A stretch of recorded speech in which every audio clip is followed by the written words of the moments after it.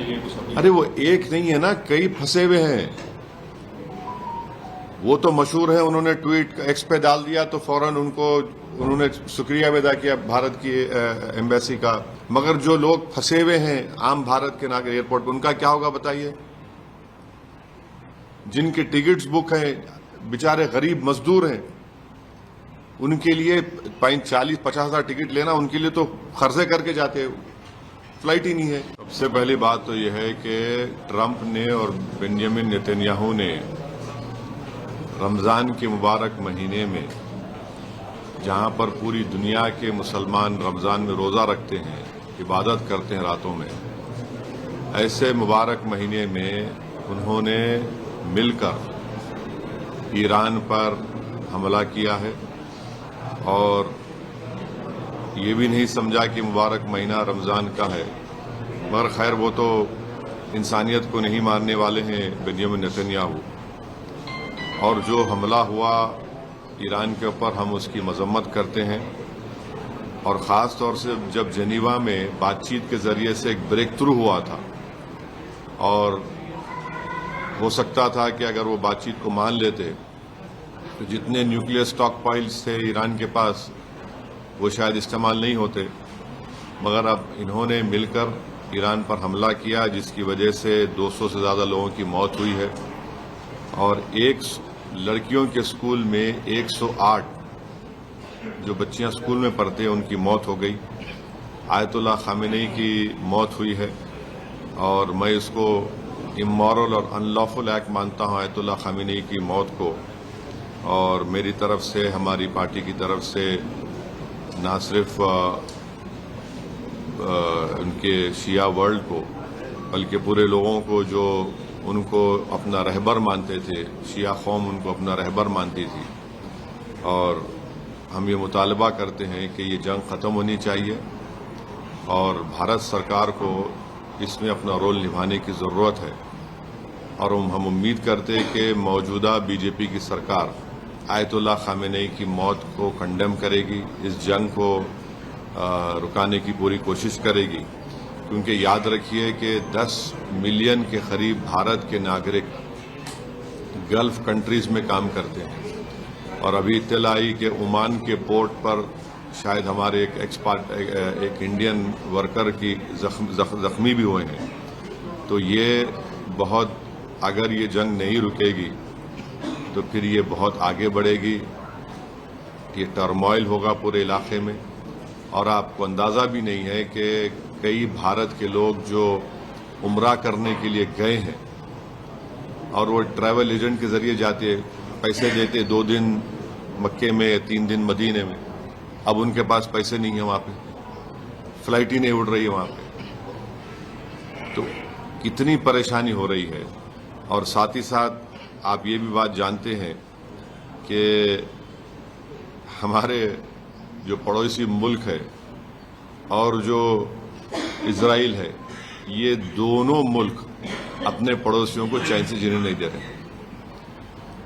افغانستان میں حملہ، اور پھر اسرائیل جو ہے بار بار جون میں ایران پہ حملہ کیا، اور اسرائیل بنیامن نیتن نے 70,000 سے زیادہ فلسطینیوں کا جنوسائیڈ کیا.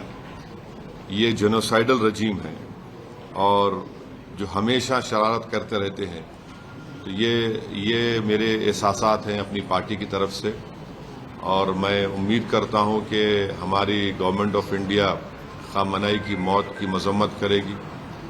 اور اگر یہ جنگ نہیں رکے گی، جو ایک اللیگل ہے، اور کوئی خطرہ نہیں تھا کسی کو، صرف دبانا چاہ رہے تھے اور ظلم کر رہے ہیں اس طرح وہاں پر حملہ کر کے، اور اس کے جو نتائج نکلیں گے وہ برے نکلنے والے ہیں. ہم لوگ انڈر اسٹیمیٹ کر رہے ہیں، یہ ختم ہونے والی نہیں. اگر ٹرمپ اور نیتن سمجھ رہے ہیں کہ رجیم چینج ہوگا ایران میں نہیں سمجھتا کہ رجیم چینج ہونے جانے والا ہے. سر، پورے ویشوک پٹل پہ پہلے یہ جو ٹیرف کا وہ آیا، اس کے بعد وینزویلا کی جو گھٹنا گھٹی اور یہ گھٹنا، اس کو آپ کیسے دیکھتے ہیں؟ کیونکہ امریکہ لیڈ کرتا رہا ہے. نہیں، دیکھیے، جتنا انٹرنیشنل رول بیس آرڈر تھا وینزویلا پہ حملے کے بعد وہ ختم ہو گیا. اب اور اس کو آپ ختم کر دیے جب آپ اسرائیل کے ساتھ مل کر ایران پر حملہ کیے. جنیوا میں بریک تھرو ہو گیا تھا بات چیت کا. اوباما جب پریزیڈنٹ تھے تو انہوں نے ایران سے JCPOA ایک ایگریمنٹ کیا کہ صرف 3% نیوکلیئر فیول بنائیں گے. ٹرمپ پریزیڈنٹ بنے, انہوں نے اس ٹریٹی کو ہی ختم کر دیا. تو ایران 60% پہ چلا گیا. 90% ہونا چاہیے آپ کو نیوکلیئر بم بنانے کے لیے. اب کون ذمہ دار ہے اس کا بولیے؟ اب جنیوا میں بات چیت ہو رہی تھی, تقریباً بریک تھرو ہو گیا تھا, اور جیسا بریک تھرو ہوا یہ گوری چمڑی کا ٹرمپ جو ہے بنیامین نیتنیاہو کے اشارے پر یہاں پر ایران پہ حملہ کر دیا اور پورا علاقہ جو ہے وہ ٹرموائل میں آ گیا. اب بتائیے دبئی کا ایئرپورٹ میں لوگ پھنسے ہوئے ہیں, فلائٹس کینسل ہو رہے ہیں, ایک افراتفری کا ماحول بن چکا ہے پورا, اور آئل پرائسز بڑھ جائیں گے اور اس کا اثر بھارت پہ ہی پڑنے والا ہے. ہم تو 80%, 25% تو آئل تو امپورٹ کرتے ہیں ہم. اگر $1 $2 بھی بڑھ گیا تو کتنا بڑا ہم پہ بوجھ پڑ جائے گا. تو یہ چیزیں ہیں, اور صرف ایک سٹیٹمنٹ دینے سے بھارت سرکار, مودی سرکار اپنی ذمہ داری کو نہیں نبھا رہی.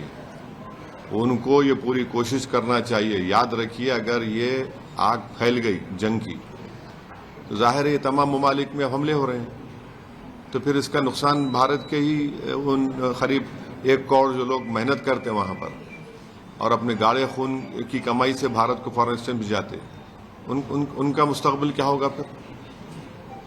سر یہ پورے پرکرن میں اپنے پڑوسی ملک پاکستان کو کس طرح سے دیکھ رہے ہیں؟ میں تو بولا نا, میں تو آپ کو بول دیا نا کہ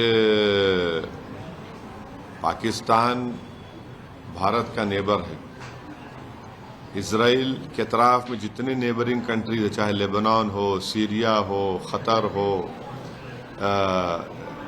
ان تمام یہ دونوں کنٹریز جو ہے اپنی شرارت اور اپنے ایول ذہنیت سے اپنے پڑوس میں سکون سے رہنے دیتے کسی کو.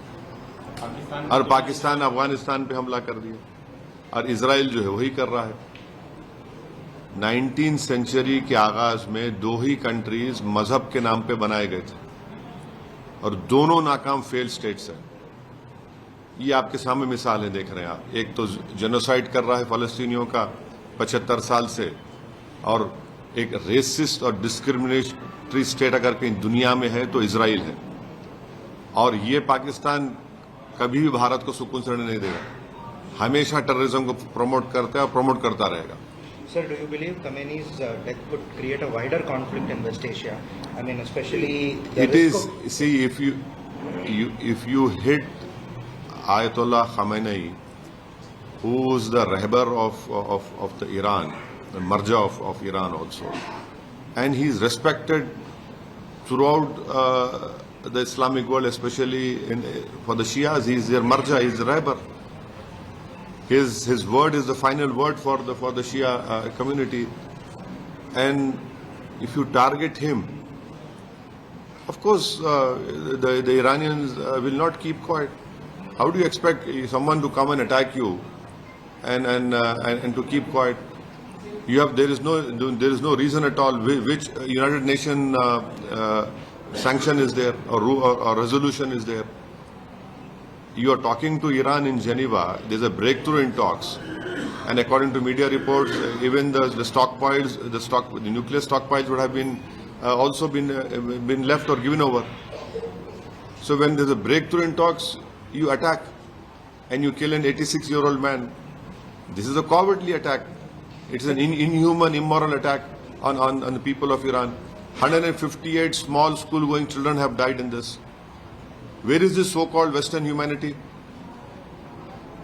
This is nothing but we should call it an Epstein attack on the Iran. And if this war is not stopped, this will spread throughout that region.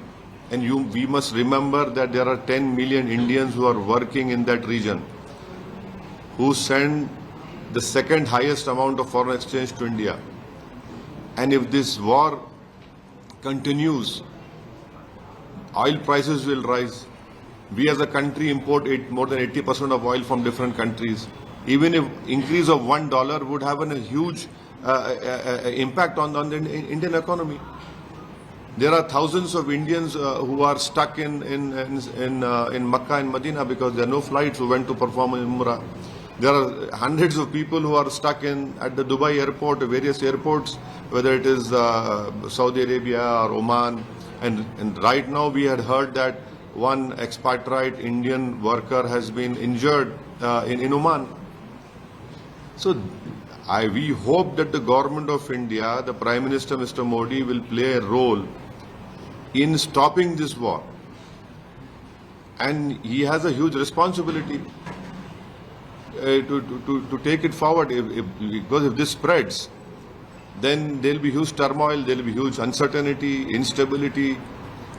And US has created that problem in Iraq, in so-called weapons of mass destruction, Libya civil war, Syria civil war, what is happening in Sudan, the world is seeing now.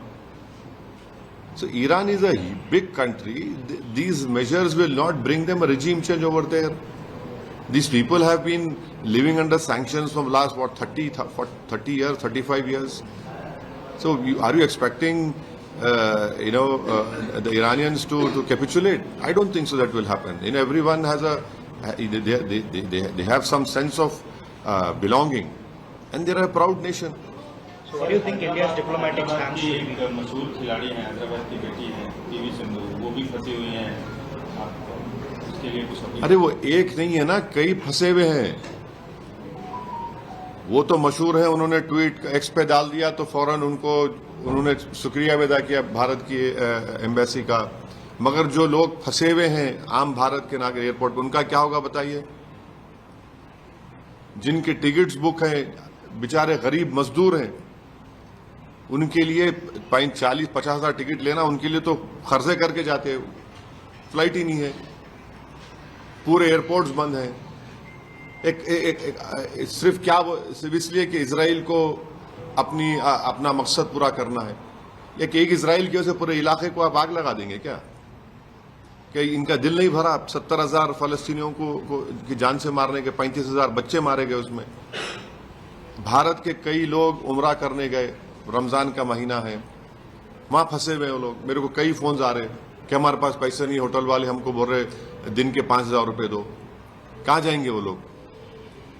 तो ये मौका है भारत के प्रधानमंत्री को अपने leadership skills को दिखाने का इंटरनेशनल लेवल पर. विश्व गुरु अगर हम बनना चाहते तो ये मौका है. सिर्फ बोलना नहीं, आप अपना रोल अदा करिए और इसको रुकाइए आप. इजराइल ने भारत के प्रधानमंत्री के विजिट को इस्तेमाल किया अपने जेनोसाइड को छुपाने के लिए और ईरान पर हमले को छुपाने के लिए.